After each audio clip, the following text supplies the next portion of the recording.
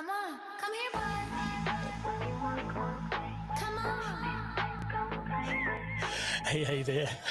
Welcome to another Toolbox Tech Talk. I don't need to analyze every word that comes out is a lie.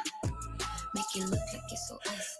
Yeah, this is a really extraordinary Toolbox Tech Talk today because I've got guests for the first time in a long time. Unpredictable. Fade out of the ground, no one. Yeah. In fact, if none of you have guessed who my mystery guest is, it's none other than, wait for it, here he comes. Bring him on. And it's Bradley.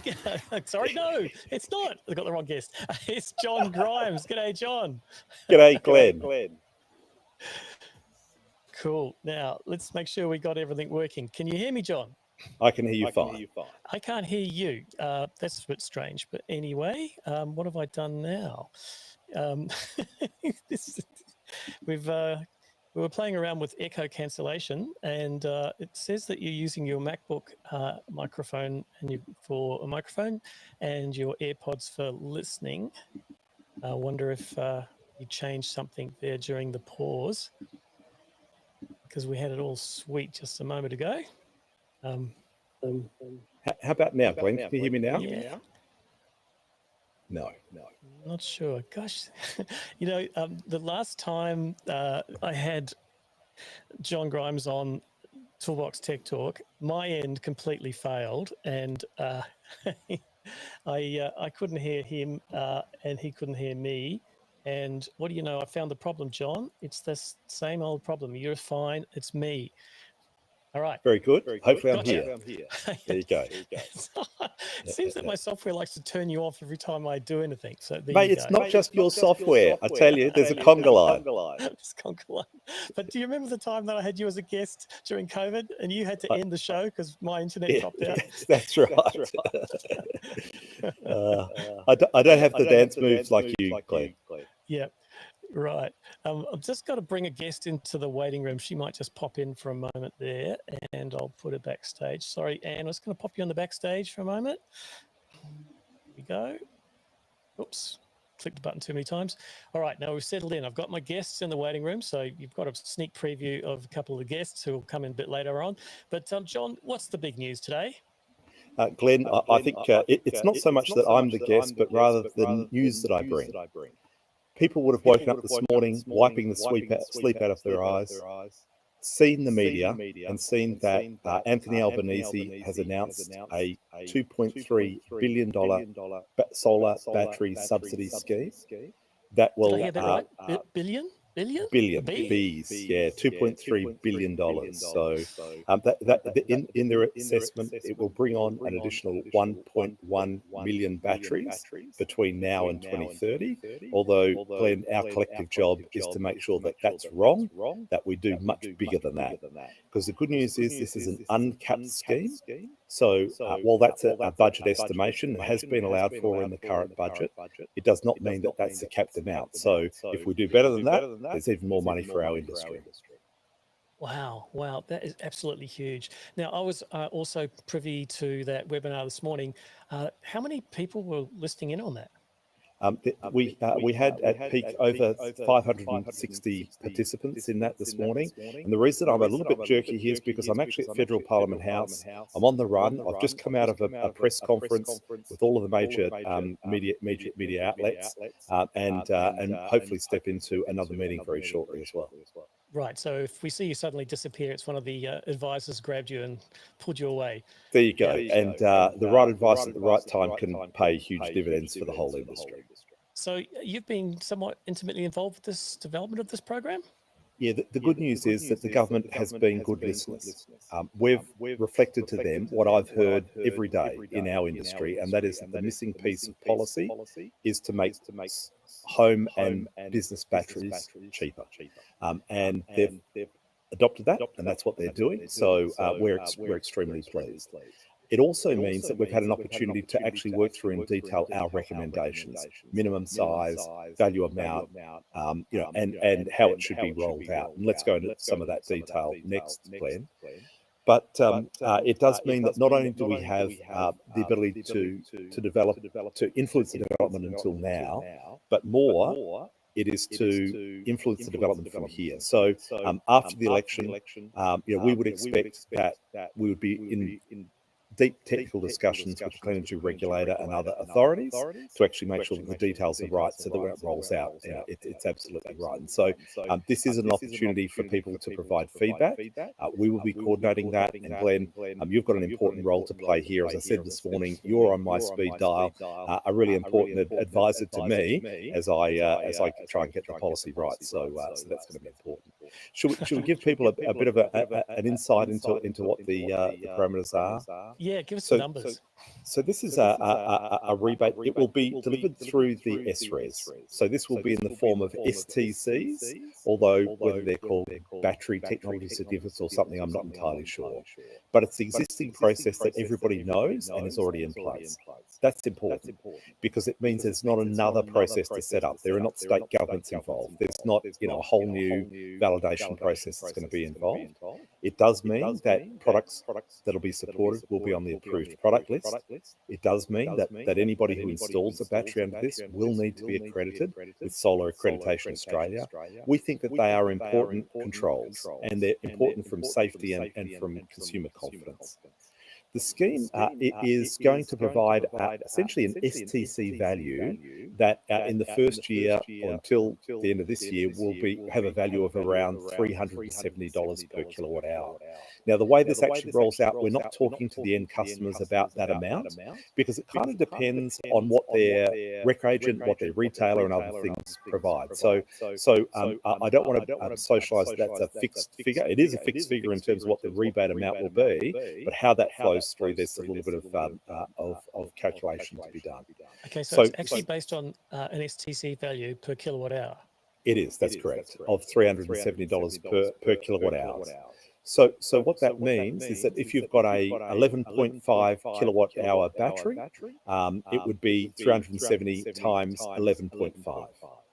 Now, we had clarification this morning that this is on the usable battery component rather than the headline rated amount. So people who do STCs, the scheme will come into place on the 1st of July, but very importantly, the government is agnostic about when batteries are sold and when they are installed. So you can sell a battery today, you can install a battery today, but as long as you connect it, do the final connection on or after the 1st of July, that would trigger the rebate amount.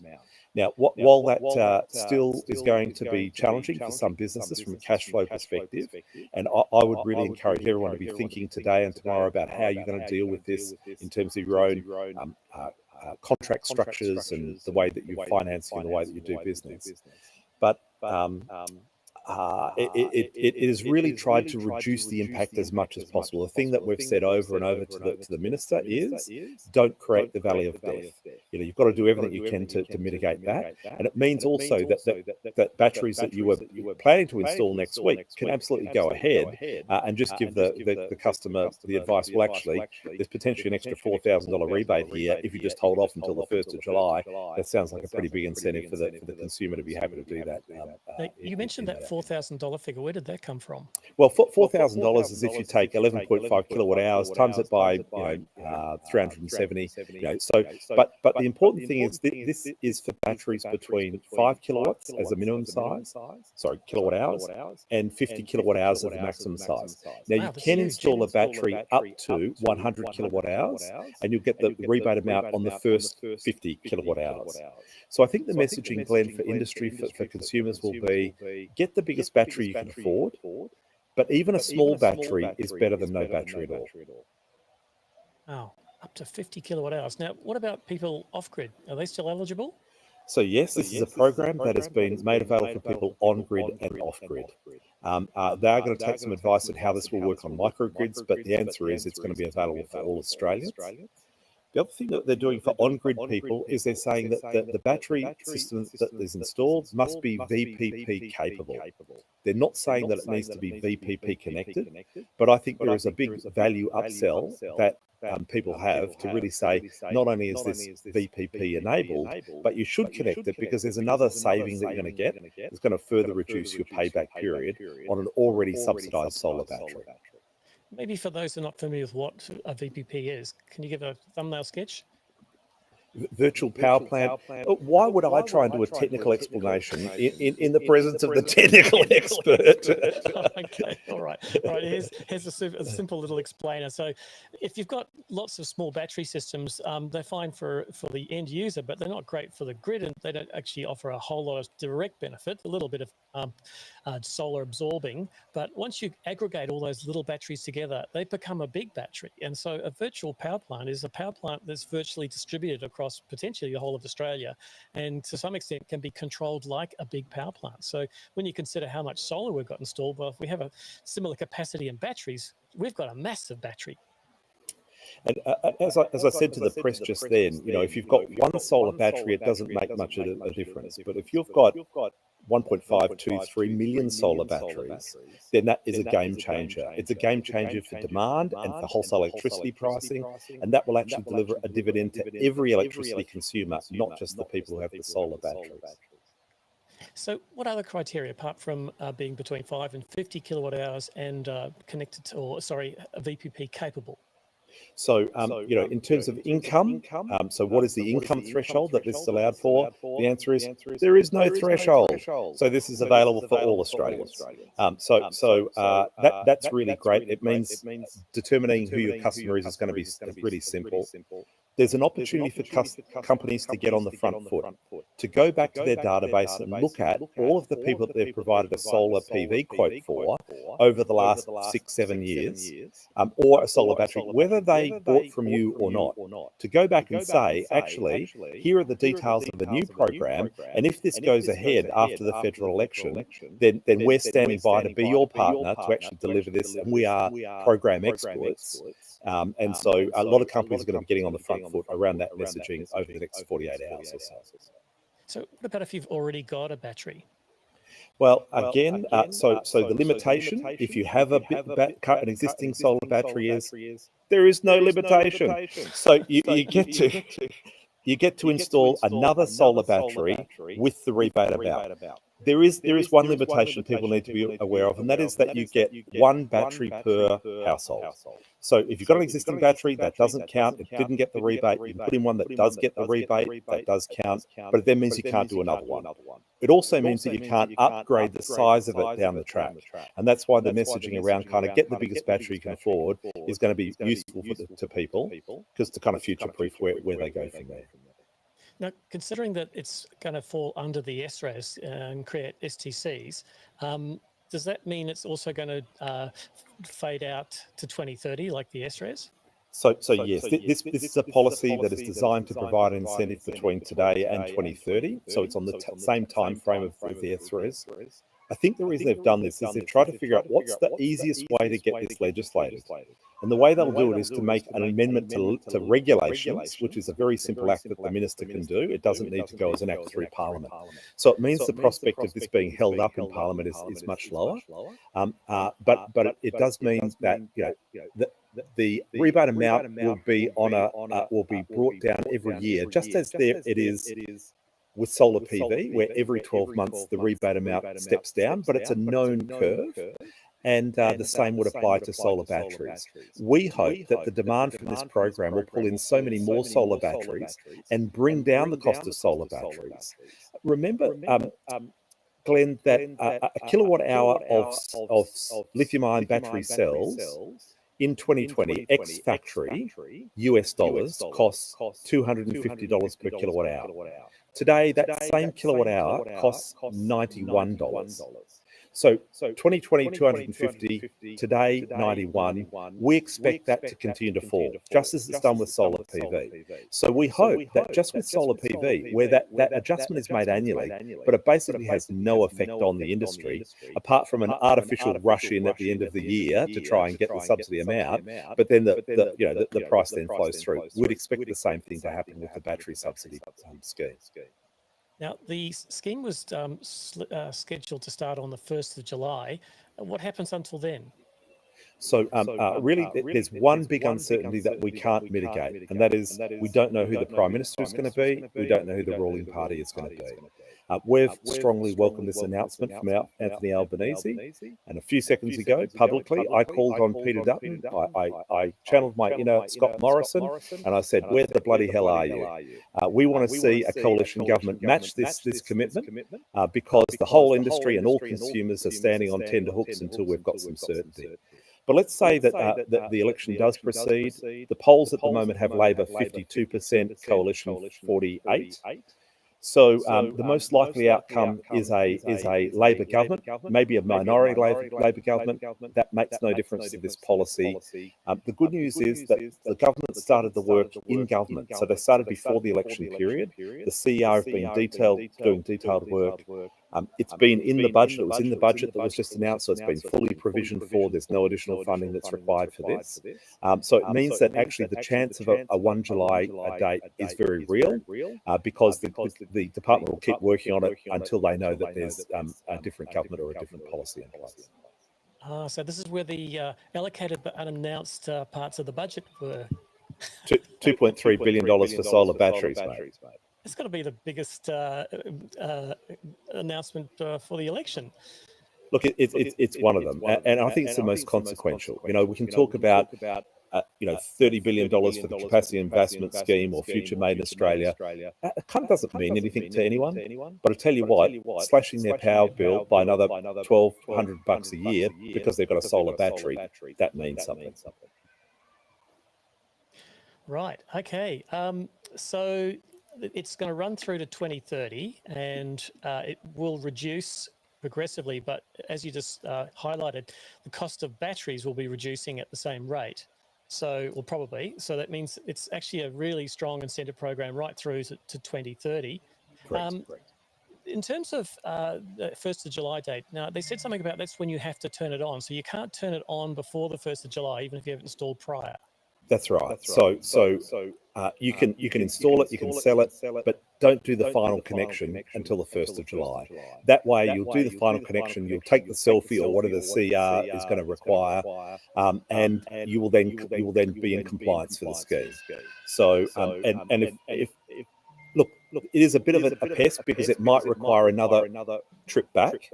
But if it means that the customer gets 3 or 4, 5 or more, up to $18,000 rebate if they get a 50 kilowatt hour battery, then it's absolutely worth it. Like not having the production for 90 days, 60 days or something is kind of a rounding error. Right. Cool. Now we've got standing by. Let's just see if they're still there. The van's still there. I think Bradley is. So Bradley has been in the battery industry for a long time. Can I just bring him on? And he's got a few questions for you. Great. So I'll just introduce Bradley. Now, Bradley, no, I'm just hearing that there's a bit of an echo at your end, but I can fix that in the post. There is just a little bit of a problem, but it's to do with echo cancellation. We had to turn it on before we started recording. So, but don't worry, this is all being recorded separately, and I'll be releasing a edited version very soon without the echo. So sorry for those who are watching it live, but it won't be in the edited version. So just introduce Bradley. Bradley's been involved with Quality Power Solutions as a provider with initially Power Plus Solutions since 1996, and he's founder of Power Plus Energy Australia, the battery manufacturer, in 2017. So Bradley, I hope you're still there. Just bring you on. Alive and well.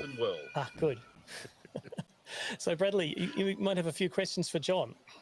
Oh well, sorry, I was sort of expecting questions myself, but it's sort of an exciting time in the sense of this is part of the picture for the future of having a clean, reliable energy system in Australia. And it sort of, it'd be interesting to see what the government's going to do as far as the other components, for the microgrids, for centralised big battery systems. I'm a big proponent of distributed networks, because then you're not relying on the poles and wires to support individual businesses, individual homes or communities. But the poles and wires sort of connect all of the solar systems together, all the battery systems together, so that we have a clean, reliable energy source. What more could you add to the government's plan for? I mean, looking at the NEM overnight, there's about between 30 to 33 gigawatt hours of power's being consumed. I think from memory, about 4 gigawatt hours was coming from wind. But there's still a big reliance, especially in Victoria, on brown coal, and in Queensland and New South Wales on black coal. What's your understanding of what the big picture is as far as being able to reduce that over the next 5, 10, 15 years? Well, first, Bradley, the good news is that the government were quite definitive today in saying that this was available for grid-connected, off-grid and microgrid systems. So I think there's going to be a solution for all of those. So that's really good news, because as you say, the future in many places is actually taking communities off-grid. That's absolutely right. In terms of the impact on the system, I think it's going to be quite profound. Rooftop solar has snuck up on the energy system, but rooftop solar actually plays a disproportionately large role once you've got 4 million of them around the country. In South Australia, we see times of the year when more than 100% of the total state's energy needs are met by rooftop solar alone. So forget about gas and coal, forget about big wind, forget about big solar, just rooftop solar alone. So what my team is doing today is we did some initial modelling on what an additional 700,000 batteries would look like in the market. And we looked at primarily from the perspective of wholesale electricity prices, particularly during those periods of peak demand in the evening. And we found that the saving was about $1.3 billion a year. We need to extend that because the ambition of what's been announced is greater than what we had anticipated for it to be. And so we need to update those numbers. And a shout out to those who have economic modelling expertise, who can help us particularly also quantify some of the figures around the network costs and the other avoided costs of actually taking a massive load off at that time of the day, would also be really useful to model in before we release them publicly to the press and elsewhere. But you're quite right, very significant, and I think will be increasingly significant in the future. Bradley, go ahead. Yes, sorry, go on. I was just going to ask you a question, and that is, as a fantastic Australian manufacturer, do you see an opportunity for this policy for you and for your business? Until we see the details, that's going to be a little bit difficult. However, like a big focus of our business has been off-grid. And so I'm very encouraged by the fact that this policy is going to also support off-grid and the reduction of reliance on diesel. But the devil will be in the detail as far as how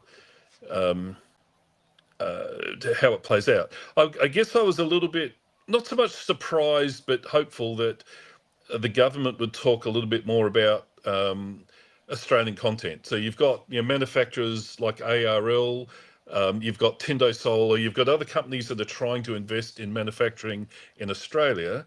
However, for a variety of reasons, imported product, and generally it's a high quality imported product, can be sold more at lower prices in Australia, and there's not a lot of incentive there at the moment. On one hand, it's good that Australian manufacturing has to compete with the realities of what it costs to produce elsewhere, but at the same time, there's no real incentive at the moment, it appears, to support Australian manufacturing. Look, I'm totally with you. One thing we've failed in this country to do is to exploit the commercial upside of all of the great innovations that we make. We kind of invent this stuff and then it gets kind of made overseas, and that's got to end. So our message to government from the outset has been prioritise Australian content. that remains our message, and we will still have an opportunity to provide influence on that message before this actually comes into place. So you can take that as read, that that's absolutely going to be on our. It's always been on our list, but it will continue to be on our list. And the other thing is, we were successful in advocating for the federal government to put in $1 billion program for solar panel manufacturing and $500 million for Australian battery manufacturing through the last term of government. And there might be a way that we can tweak that policy so that we actually unlock some of the value of that for existing players like yourself who are actually supporting a policy like this. Part of my vision or concern is that I think these programs can be very good for stimulating the industry in Australia. For example, your comment about the amount of domestic solar, I hadn't really looked at it before, but I was really surprised, like you commented, domestic solar way outstrips commercial solar. Like it's amazing how much of the grid is supported by domestic solar.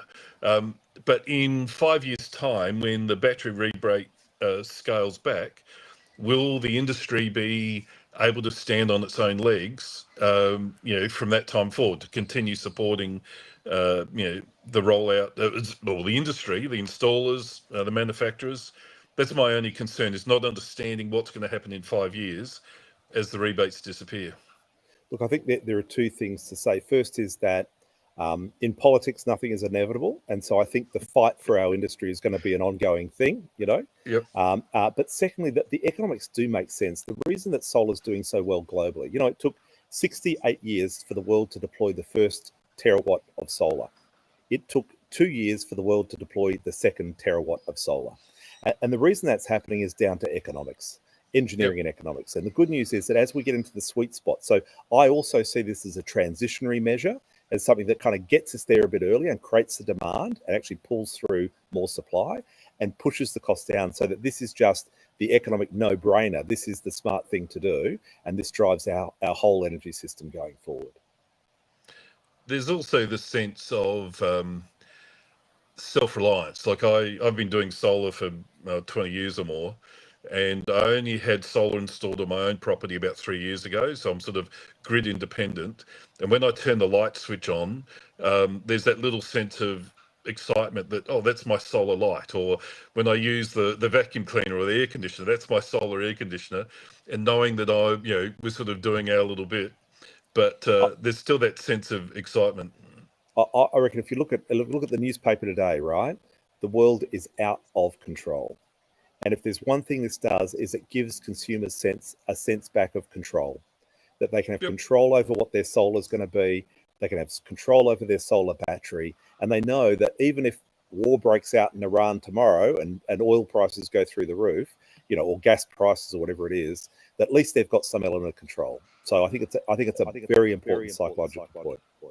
It's kind of interesting going up to Glenn's place and seeing all these solar hippies charging their electric vehicles off grid, and knowing that no matter what happens with any restrictions on petrol, etc., they can still drive their kids to school or drive to the shops because they've got their own solar and batteries. They're sort of energy independent.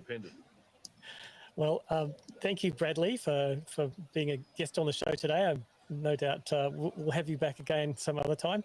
But I've got Anne in the waiting room, so I might bring Anne in just to Bradley. I'm just going to pop you back into the waiting room. Here you go. John, so you know Anne, but the audience might not fully know her. She's the lead electrician here at the Smart Energy Lab and also the technical operations manager at Solar Plus, our solar design software. So I'll just bring Anne on. Hey guys. G'day, Anne. Hey.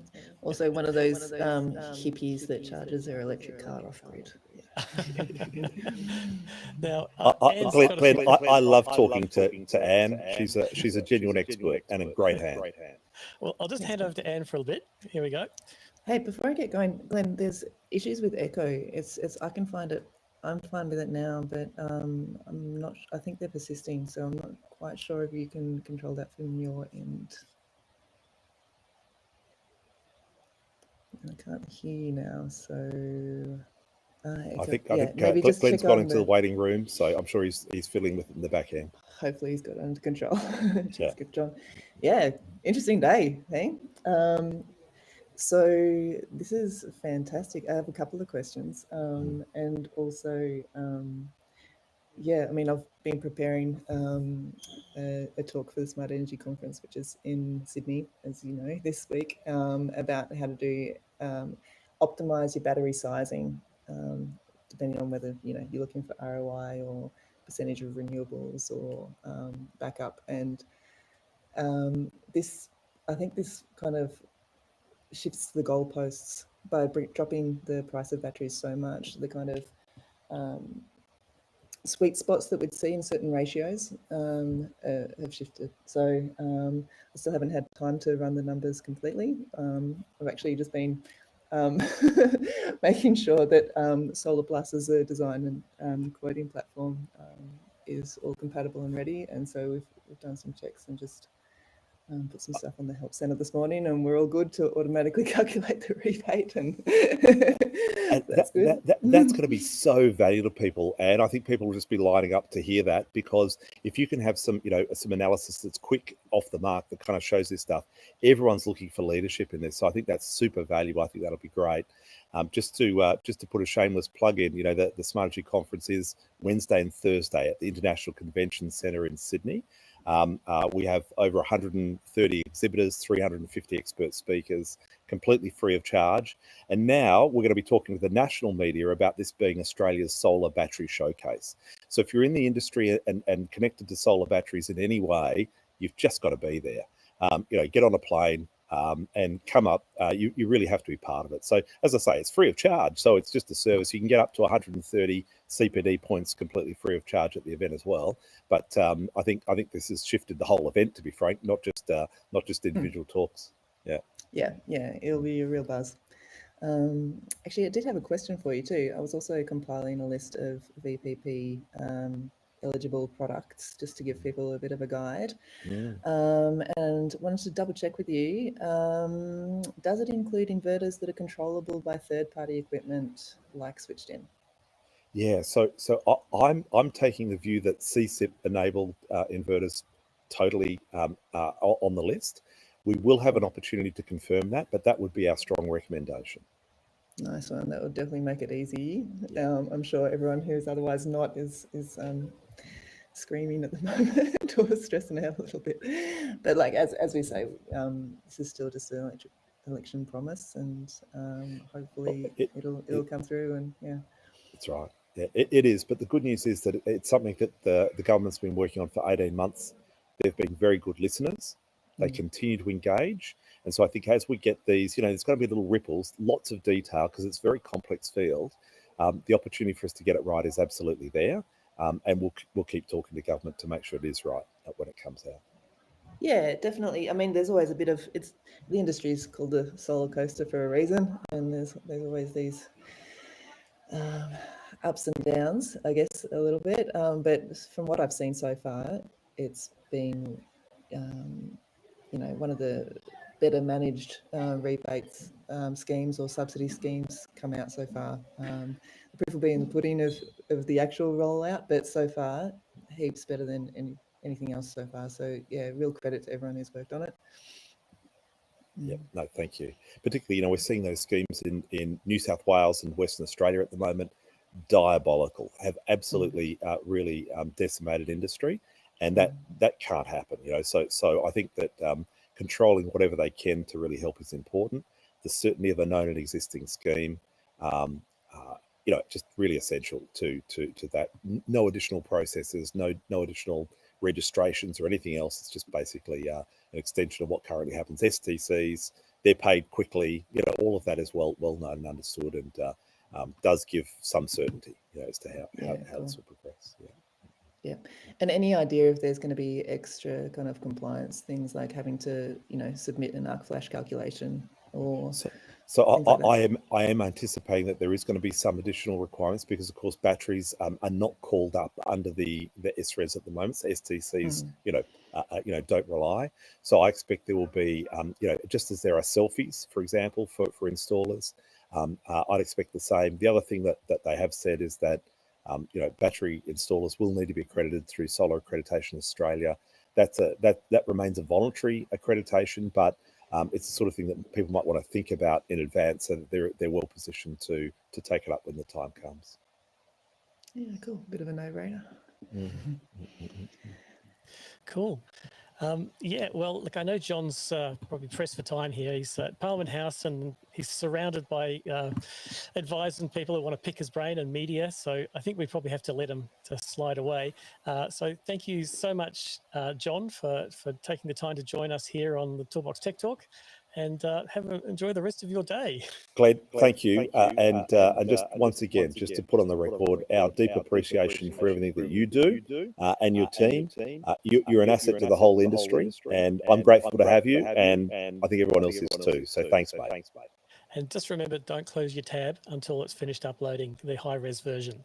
Got it. I'll do it. Okay. See you, John. Thank you. So I might just bring Bradley back in so we can have a team chat here. Oops, I just turned the wrong person off then. Press show and bring Anne back on. There we go. So we've got the full suite here. So yeah, look, I guess I'm full of apologies because this is the first time I've actually used, for a long time, used this streaming software. I can have guests come in. So there's been a few little hiccups, people popping in and out when they shouldn't have.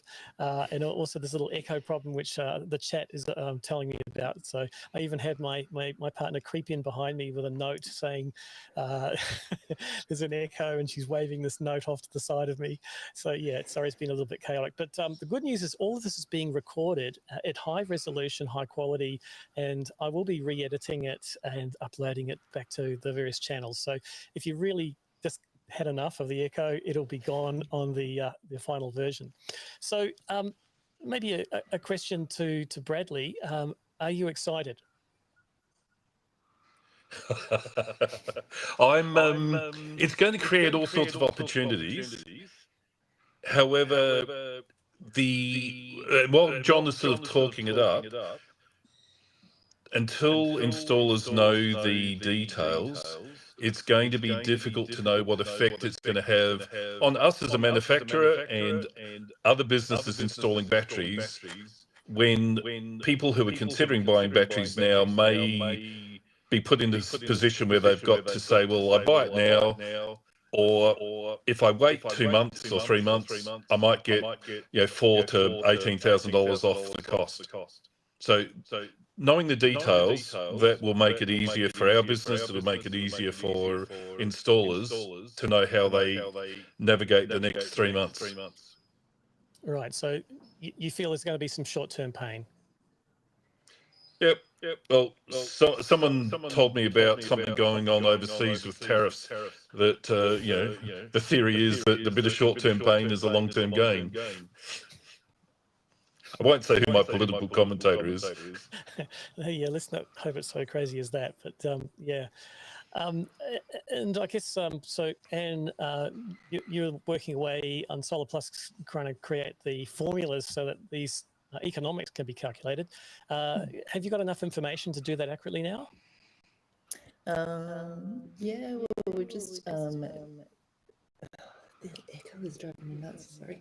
But we're just about to launch tomorrow, actually, a new report where we'll have battery utilization ratio as part of the design report, also the battery capacity to daily consumption load ratio, and solar generation to battery capacity ratio, as well as solar self-consumption. So people are probably used to, when they're doing their designs, they know that, for a certain tariff and their location, then if you get solar self-consumption to 60% or so, then you're going to have really nice ROI.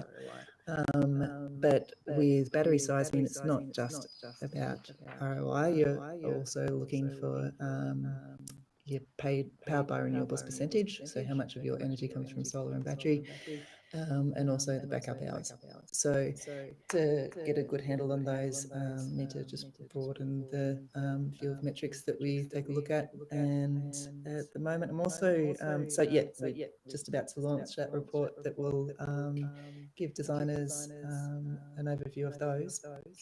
But what's also very exciting is we're collaborating with RMIT at the moment on how to do some interesting mathematics to arrive at the sweet spots given different scenarios. So given a time of use tariff, or given an east-west array rather than a north array, or what have you, just to give designers a bit more guidance and make life quicker and easier for designing. So, and you're going to be presenting at the Smart Energy Expo, or the conference at the Expo. Will you be covering some of this material? Yep. Cool. So, Anne, I was just wondering, with this rebate, depending on the batteries that are being used and the cost of actual installation, doesn't it make the battery almost free, like the early days of solar panel rebates? The numbers that I've been running through have been based on mid-range equipment and probably installation costs at the higher end of the spectrum.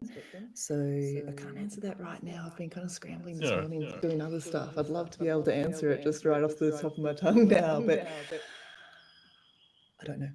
I'll have to run it. Anne and I could have a great conversation if you disappeared, Glenn. Sorry, small attempt at humour. That's all right. Well, actually, I'm just thinking we might just wrap it up now.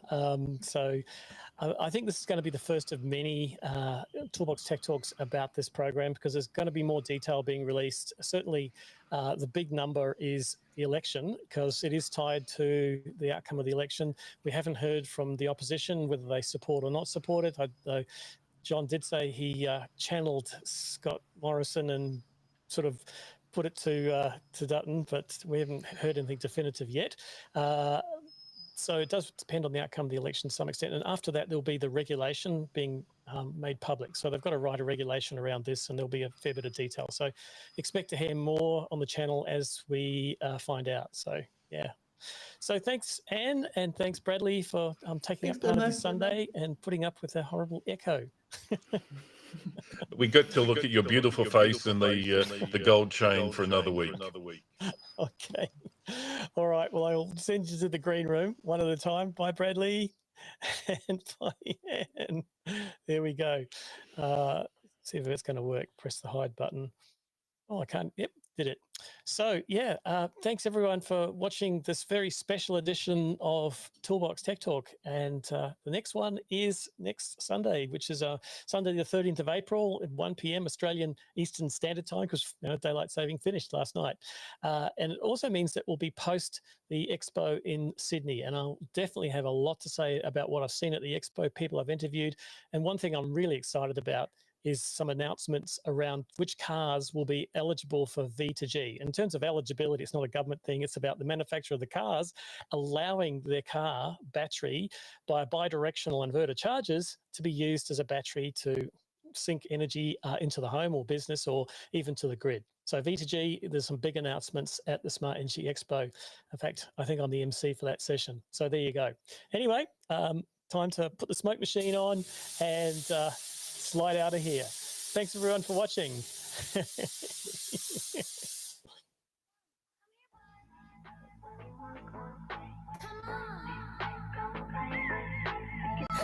freaky dog.